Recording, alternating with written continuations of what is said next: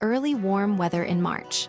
A gardener's cautionary tale: a warm day in March feels great after a long winter, but for gardeners, it can be a trap.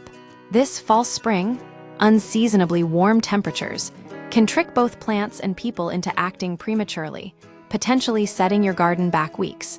The issue isn't just about enjoying the sunshine. It's about understanding how these temperature fluctuations impact plant development and proper gardening practices. The risks of premature budding: sudden heat spikes can confuse plants.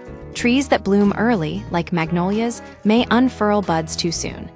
If a cold snap returns, those buds can be killed by frost, meaning no flowers this year. This isn't just an aesthetic loss. It affects fruit production in some species, potentially impacting your harvest later in the season.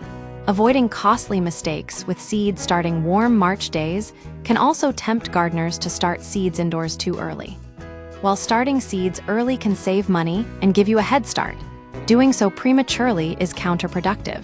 Seedlings grown indoors for too long become weak and leggy, reducing their chances of survival when transplanted.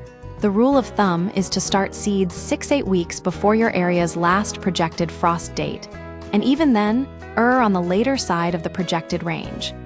If you have enough seed, staggering your planting dates is the safest approach.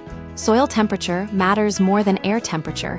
Even if the air feels warm enough to consider direct sowing outdoors, resist the urge.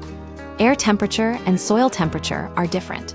Soil warms up much slower than the air, and seeds won't germinate if the conditions aren't right. Cool season crops like cabbage can handle soil temperatures around 40 degrees F, but warm season crops like green beans need at least 60 degrees F. Checking soil temperature with a thermometer is essential before planting. Hold off on pruning. A pleasant day might make pruning appealing, but shrubs aren't thinking about comfort.